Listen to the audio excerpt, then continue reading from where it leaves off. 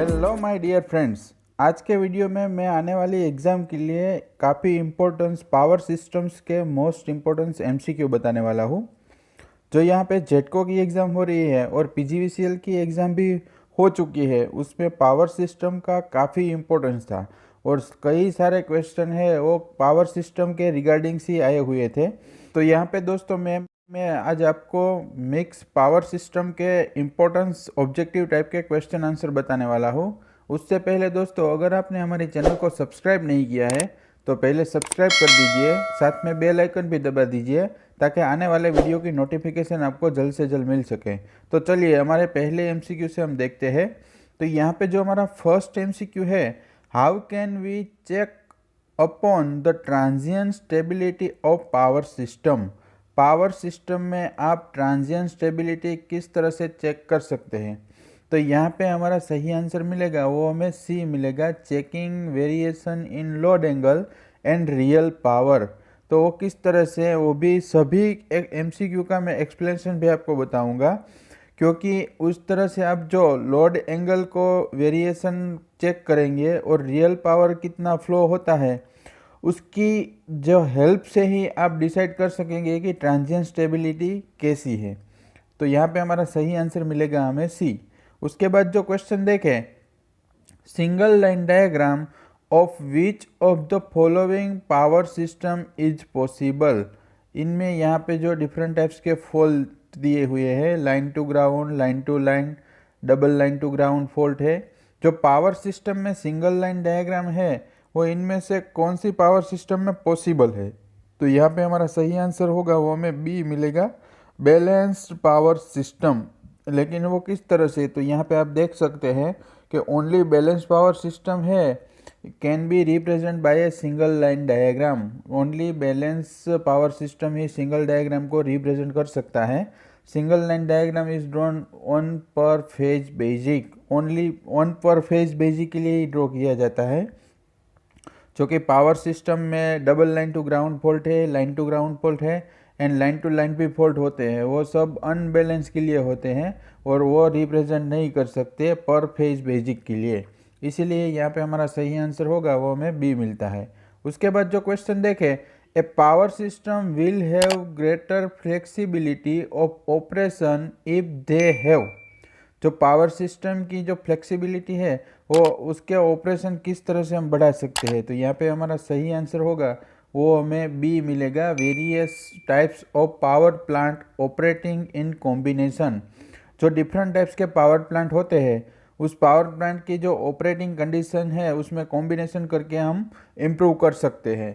तो यहाँ पे आप देख सकते हैं, if various types of power plants are operated in combination, their system will become more flexible. For example, steam and nuclear power plant will supply base load. Hydroelectric power plant will supply base or peak load depend upon the availability of water. Gas turbine power plant will meet peak load demand and existing diesel power plant will operate in emergency only.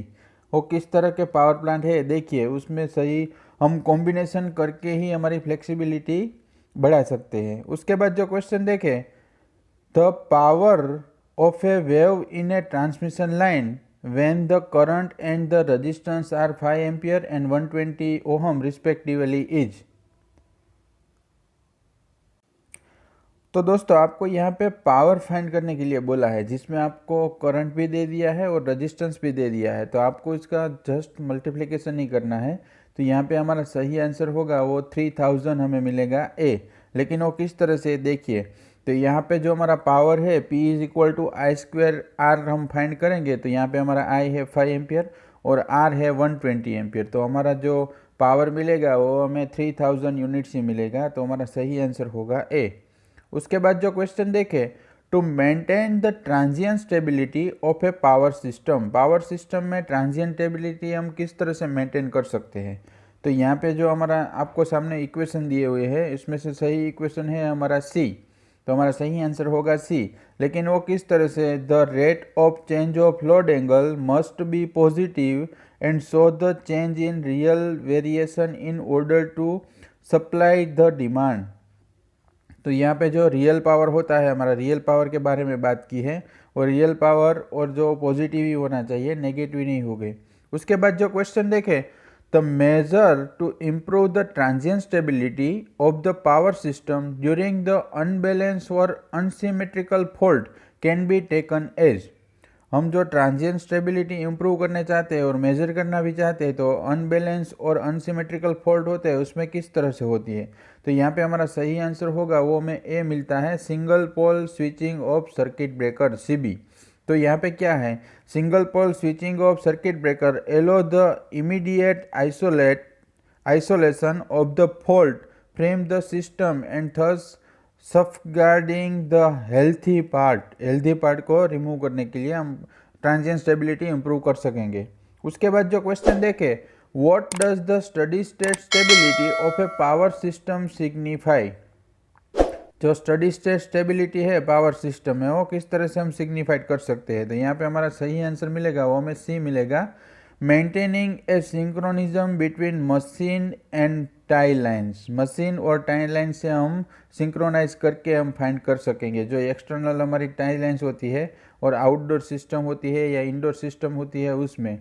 तो यहाँ पे हमारा सही answer होगा वो हमें सी मिलता है। उसके बाद जो क्वेश्चन देखे, what is the main purpose of reactance diagram. Reactance diagram का मेन पर्पज क्या है। तो यहाँ पे हमारा सही आंसर है, फॉल्ट एनालिसिस के लिए हम रिएक्टेंस डायग्राम का यूज़ करते हैं, और जो हम लोड फ्लो एनालिसिस के लिए हम इम्पीडेंस डायग्राम का यूज़ करेंगे। तो यहाँ पे हमारा सही आंसर मिलता है वो हमें बी होगा। उसके बाद जो क्वेश्चन देखें, single line diagram does not represent. Single line diagram इनमें से क्या रिप्रेजेंट नहीं करता। तो यहाँ पे जो हमारा सही आंसर मिलेगा वो हमें बी मिलेगा, neutral wire of transmission line. Transmission line में जो न्यूट्रल वायर होता है उसे रिप्रेजेंट नहीं करता, क्योंकि यहाँ पे जो मैंने आपको एक्सप्लेनेशन भी दिया है, तो आप स्टार और डेल्टा कनेक्शन में जोड़ते हैं जब, तभी आपको स्टार कनेक्शन में ही न्यूट्रल वायर होगा, डेल्टा कनेक्शन में तो न्यूट्रल वायर होता नहीं। तो यहाँ पे आप देख सकते हैं न्यूट्रल वायर है वो हम सिंगल लाइन डायग्राम में नहीं बता सकते। उसके बाद जो क्वेश्चन है, for a given power system it's zero and maximum regulation will occurs at the impedance angle of. Impedance angle कितना होता है तब जीरो एंड मैक्सिमम रेगुलेशन होता है, जो वोल्टेज रेगुलेशन होता है वो। तो यहाँ पे हमारा सही आंसर मिलेगा वो हमें 45 डिग्री मिलेगा, तब हमारा जीरो वोल्टेज रेगुलेशन है या मैक्सिमम वोल्टेज रेगुलेशन है वो हमारा जीरो कंसीडर होगा। उसके बाद जो क्वेश्चन देखें, what is the percentage voltage regulation of short transmission line if its sending end and receiving end voltage are 160 kV and 132 kV respectively. तो यहाँ पे हमें सेंडिंग वर्ल्ड वोल्टेज और रिसीविंग एंड वोल्टेज दिए गए हैं, तो शॉर्ट ट्रांसमिशन लाइन के लिए परसेंटेज वोल्टेज रेगुलेशन कितना होगा। तो यहाँ पे हमारा सही आंसर है वो हमें बी मिलता है, 21.21%। लेकिन वोल्टेज रेगुलेशन फाइंड किस तरह से करते हैं।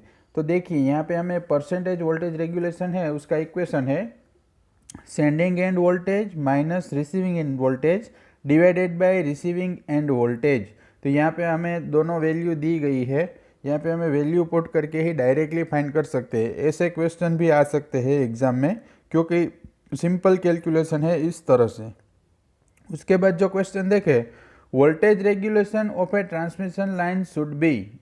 ट्रांसमिशन लाइन में वोल्टेज रेगुलेशन कितना होना चाहिए। तो यहाँ पे हमारा सही आंसर है वो हमें ए मिलेगा, मिनिमम होता है।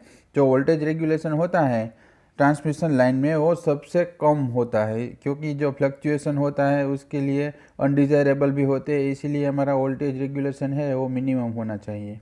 उसके बाद जो क्वेश्चन देखें, the given graph is the depiction of blank on a large power system network. तो यहाँ पे जो हमें सही आंसर मिलता है वो हमारा LG फॉल्ट मिलेगा। LG means line to ground fault है, उसके लिए पावर सिस्टम नेटवर्क में हम फाइंड कर सकते हैं।